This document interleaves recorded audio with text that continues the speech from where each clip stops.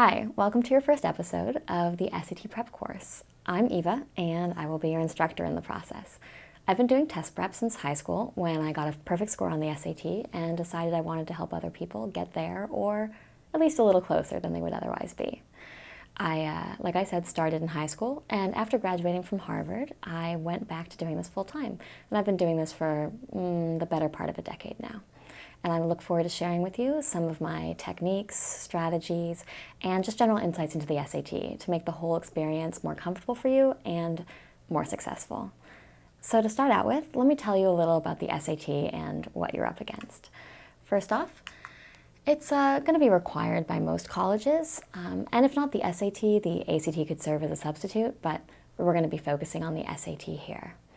In addition, you should know that the SAT is tricky, and you may have heard this from older siblings or friends who've gone through this already, but actually the fact that the SAT is tricky really works to your advantage.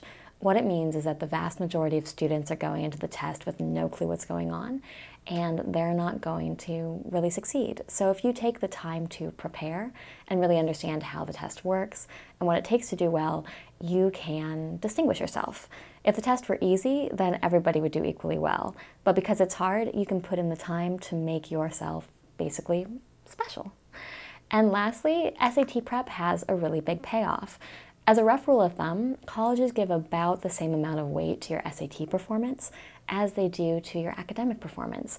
And I'm sure you've put in a lot of time over the course of 4 years of high school to getting good grades. And if you put even a fraction of that amount of time into your SAT prep, you can really increase your score and really transform your application, opening up a whole bunch of new doors to colleges that might not otherwise have been open to you. So it's a great opportunity to put in a good chunk of time and open up tons of new opportunities for your future, cheesy though it may sound. Let's talk a little more about what you'll be seeing on the SAT and what else you need to know about the SAT in general.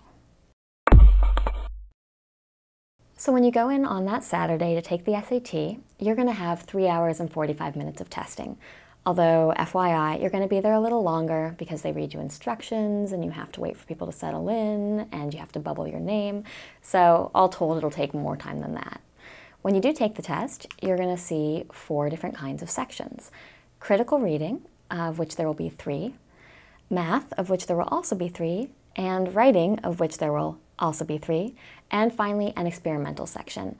The experimental section could actually be any of those other 3, critical reading, math, or writing, and it's the SAT test writer's way of trying out new questions that don't count towards your score, but giving you an experimental section lets them pick out which questions should be used on future tests. It's also good to know about the scoring of the SAT. Each section, the critical reading, the math, and the writing, is a minimum of 200 points and a maximum of 800 points and an average of 500.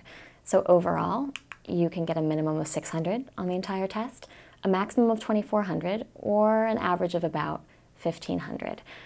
Now, a lot of people ask what a good score is, and honestly, it depends a lot on where you're looking to apply.